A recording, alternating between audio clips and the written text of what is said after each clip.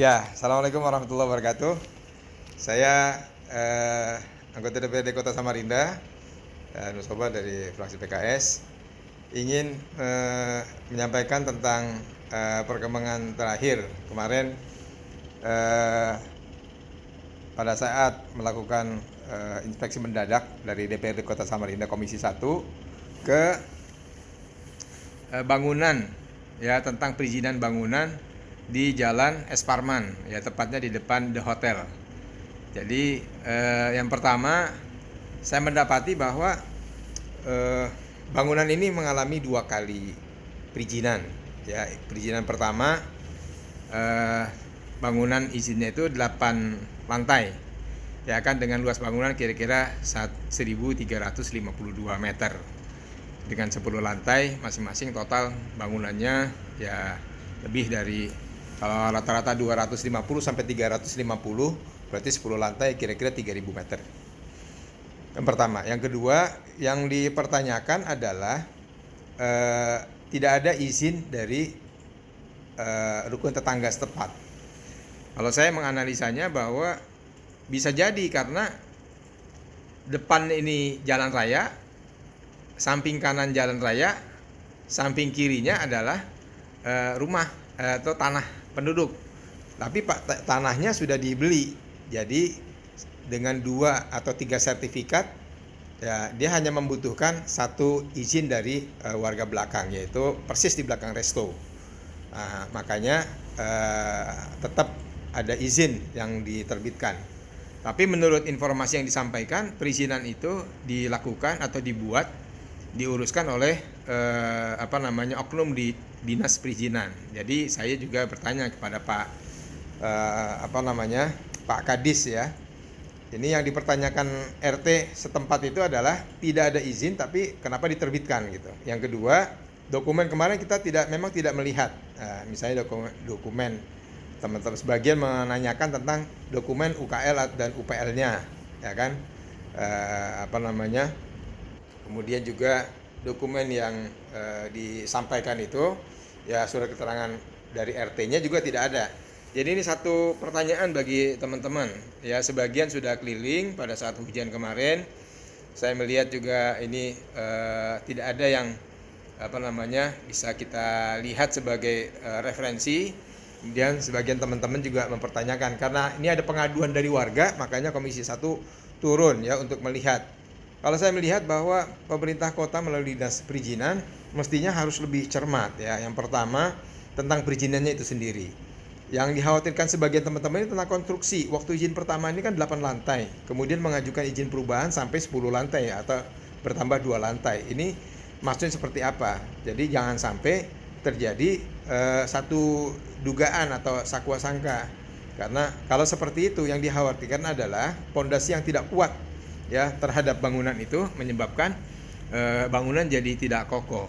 Nah, sebagai Komisi 1 bidang hukum, ya, kita melihat dokumen ini kok yang pertama tidak ada, yang ada hanya dokumen kedua perubahan. Nah, sehingga menjadi tanda tanya besar bagi teman-teman anggota dewan, ya. Saya sendiri mempertanyakan kalau kondisinya seperti itu, jangan sampai kemudian masyarakat bertanya, ya, penduduk setempat, kemudian RT mempertanyakan karena tidak pernah ada izin memang dengan mereka. Mereka tidak pernah dimintai membubuhkan tanda tangan. Kalaupun ada, ya, itu bubuhan tanda tangan yang kedua. Jadi yang pertama tidak ada. Pertanyaan terbesarnya adalah ada apa gitu. Kok hanya yang kedua, yang pertama tidak ada permintaan surat izin. Ya, jadi ini pertanyaan mungkin menggelitik, ya, bagi anggota dewan untuk melihat dan mempertanyakan kepada teman-teman di pemerintah kota, khususnya dinas perizinan.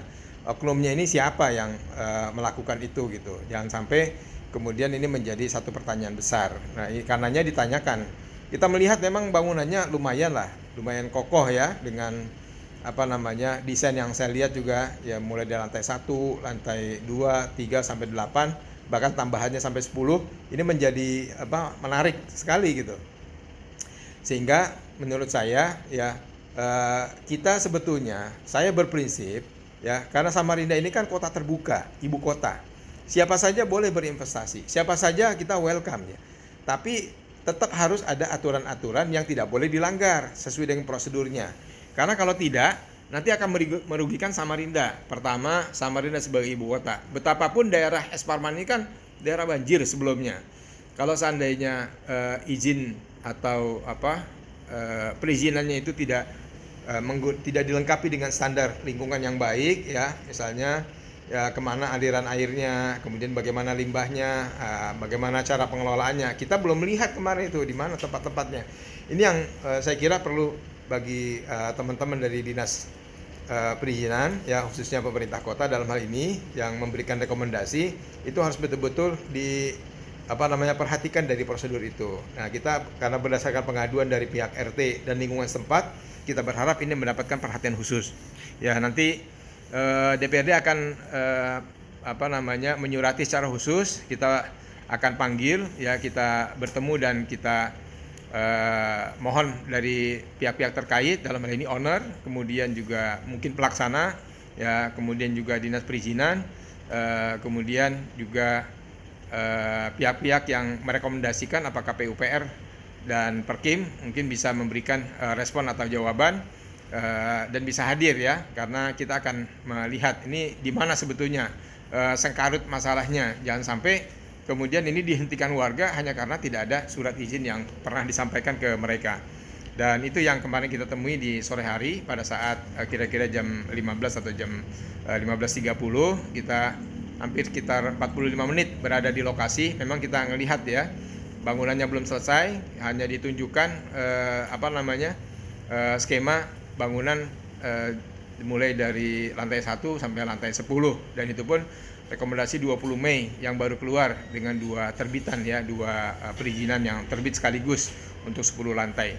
Nah, ini mohon menjadi perhatian dari pemerintah kota, jangan sampai kemudian kita dianggap tidak mematuhi, ya, hukum dan perundang-undangan yang ada dalam masalah pembangunan kota. Secara prinsip kami DPRD Kota Samarinda, ya, sangat welcome kepada seluruh investor, siapa saja yang ingin datang dan hadir ke Samarinda, karena Samarinda ini sudah menjadi daerah yang sangat-sangat menarik sekali dengan adanya bandara. Separuh dari penumpang Balikpapan dulu itu berangkat dari Samarinda. Sekarang sudah bisa langsung berangkat dari Samarinda, misalnya warga Kutim, kemudian warga Bontang, warga Kutai Kartanegara, warga Kutai Barat, warga Mahulu, itu sudah bisa berangkat dari Samarinda langsung, dan Samarinda itu sendiri. Nah, ini letak strategis dari Samarinda sebagai ibu kota, ya, dan sangat layak tentunya menjadi ibu kota bagi Kalimantan Timur, sebuah provinsi. Dan ini juga membuka diri kita, membuka mata kita bahwa daerah-daerah yang sesuai dengan RT RW kita harus kita desain kembali menjadi kota jasa, industri dan perdagangan serta pemukiman yang berwawasan lingkungan. Nah, wawasan lingkungan ini yang perlu kita selesaikan. Saya kira ini mungkin dari saya respon dan tanggapan setelah kita melakukan sidak atau inspeksi mendadak kemarin bersama rekan-rekan anggota DPRD Komisi 1. Mudah-mudahan ini bisa menjadi referensi bagi kawan-kawan, dan kami berharap nanti dinas terkait, dinas perizinan, kemudian pemerintah kota, PUPR, Perkim, dan juga rekan-rekan DPRD Kota Samarinda bisa duduk satu meja bersama warga yang mengadukan kepada kita, ya, tentang bagaimana status dari bangunan ini, ya. Bangunan ini diperuntukkan untuk bangunan hotel, ya. Saya tidak tahu persis berapa kamar, tapi saya lihat desainnya 10 lantai ini sangat-sangat menjanjikan lah, ya.